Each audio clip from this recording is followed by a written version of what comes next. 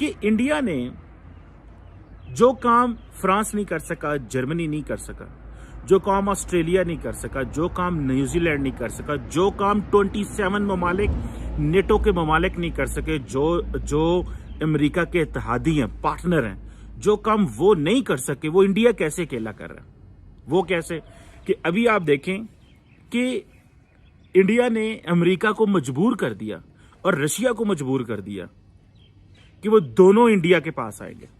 तो ये जो नरेंद्र मोदी है, वो जो चौकीदार का कॉन्सेप्ट है नरेंद्र मोदी का, वो तो मजबूत हो गया। रूस और अमेरिका दोनों मुखालिफ मुल्क हैं, दोनों दुश्मन मुल्क हैं, दोनों के भारत के साथ दिफाही मुआहदे हो गए हैं। ये आपके दो तीन बड़े मेजर एग्रीमेंट है अमेरिका के साथ। आपका एक दो मेजर एग्रीमेंट हो गया रूस के साथ। दोनों में अमेरिका इंडिया की बेसेस इस्तेमाल कर सकता है, यहां रूस इंडिया की बेसेस इस्तेमाल कर सकता है।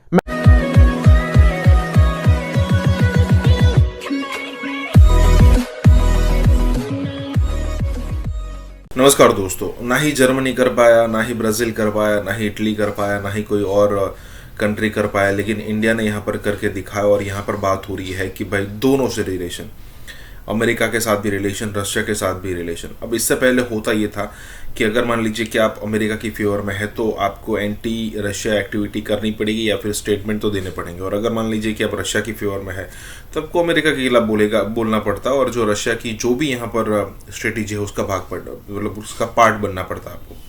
लेकिन इंडिया एक ऐसा कंट्री है कि जो कहता है कि नहीं, हम अपने जो भी इंटरेस्ट है उसके हिसाब से बात करेंगे। हम यहाँ पर किसी भी उस टाइप की बात नहीं करेंगे कि जो आप जो कहेंगे हम मान लेंगे। अगर ठीक से बात करनी है, अगर आपको व्यापार चाहिए, अगर आपको यहाँ से बिजनेस चाहिए तो आइए बिजनेस करिए, हमारी इकोनॉमी का पार्ट बनना है तो बनिए, सब कुछ आपके लिए वेलकम है। तो यहाँ पर यही बात हो रही है कि भाई इंडिया जो है सबके साथ काम ले रहा है और किसी के पाले में भी नहीं जा रहा। इसी के साथ ही वीडियो शुरू करता है। इंडिया अमेरिका का वाहिद पार्टनर है जो at the same time China, America और रशिया तीनों के साथ बिजनेस भी कर रहा है, डायलॉग भी है। अमेरिका और रशिया के साथ तो स्ट्रेटेजिक पार्टनरशिप है, जबकि चाइना के साथ कंपटीशन भी है, राइवलरी भी है और ट्रेड भी हो रही है। ये वाहिद एक जो चीज़ है वो सामने आ रही है। और आपको याद होगा कि जब पुतिन आए इंडिया में तो उन्होंने कहा कि India is a great part.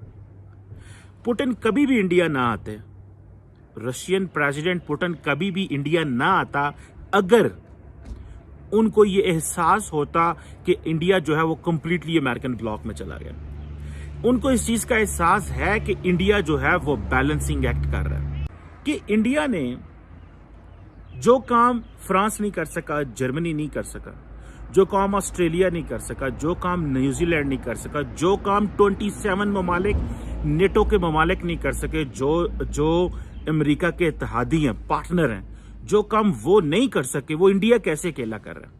वो कैसे कि अभी आप देखें कि इंडिया ने अमेरिका को मजबूर कर दिया और रशिया को मजबूर कर दिया कि वो दोनों इंडिया के पास आएंगे। करनी है कि रूस और अमेरिका दोनों मुखालिफ मुल्क हैं, दोनों दुश्मन मुल्क हैं, दोनों के भारत के साथ दिफाही मुआहदे हो गए हैं। दोनों के ये मुआहदे हो गए हैं कि वो भारतीय बेसेस को यूज कर सकते हैं। तो ये जो नरेंद्र मोदी है, वो जो चौकीदार का कॉन्सेप्ट है नरेंद्र मोदी का, वो तो मजबूत हो गया। और एक उनको बड़ा चैलेंज था नरेंद्र मोदी को इंडिया के अंदर, वो ये फॉर्म लॉस था, उससे वो पीछे हट गए। उन्होंने कहा देखें ये यू टर्न है, जैसे हमारे इमरान खान साहब यू टर्न लेते हैं, नरेंद्र मोदी को भी यू टर्न लेना पड़ा। लेकिन उसके सामने इतनी बड़ा पिक्चर थी इंडिया की और इतनी बड़ी अंडरस्टैंडिंग थी इंडिया की कि उसने कहा यार ये अगर फार्म लॉज वापस ले भी लो तो it does not affect me, क्या फर्क पड़ता है इससे तो अच्छा ठीक है फार्म लॉज वापस ले लो and get the India back. रूस और इंडिया का, इसके अलावा रेलस एग्रीमेंट पर बात चल रही है, एग्रीमेंट हो रहा है रूस और भारत में।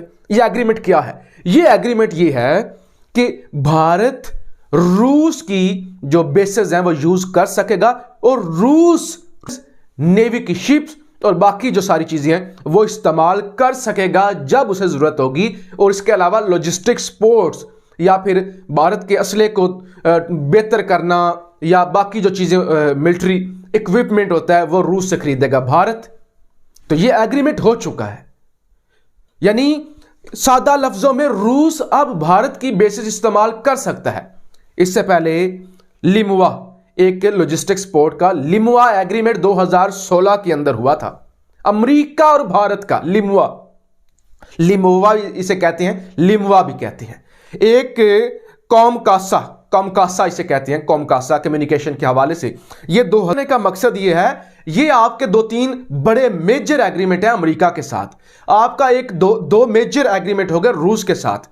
दोनों में America India is capable enough to deter America not to behave with India the way Americans behave with the Europe and with the European partners.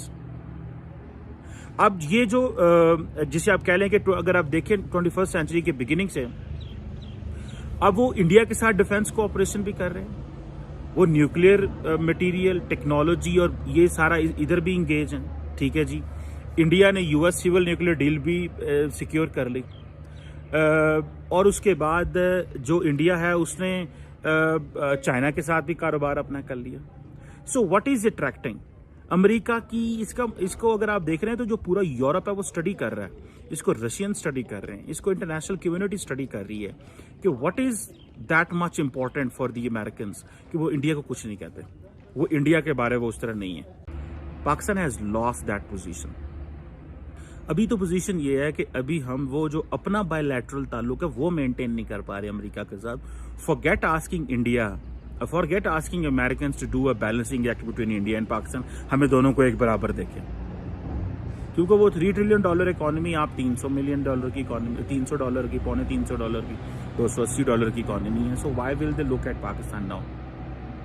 सो ये जो एब्रप्ट आप कह लें कि पिछले 10 साल में ये जो एक छक्का लगा है अमेरिका का, इंडिया का, ये छक्का बहुत बड़ा छक्का है। दैट डज नॉट मीन कि पीछे capacity, capability, they had a capability and capacity, ठीक है, लेकिन इसको स्टडी करने की जरूरत है कि how this all happened, how it happened, in which way this happened, ये स्टडी करने की जरूरत है। और ये कि ये जो इंडिया की जो डिफेंस स्ट्रैटेजी है और ये जो बैलेंसिंग एक्ट है, इसको बड़े डिटेल में समझने की जरूरत है कि how India managed it and what kind of influence will this have on Pakistan.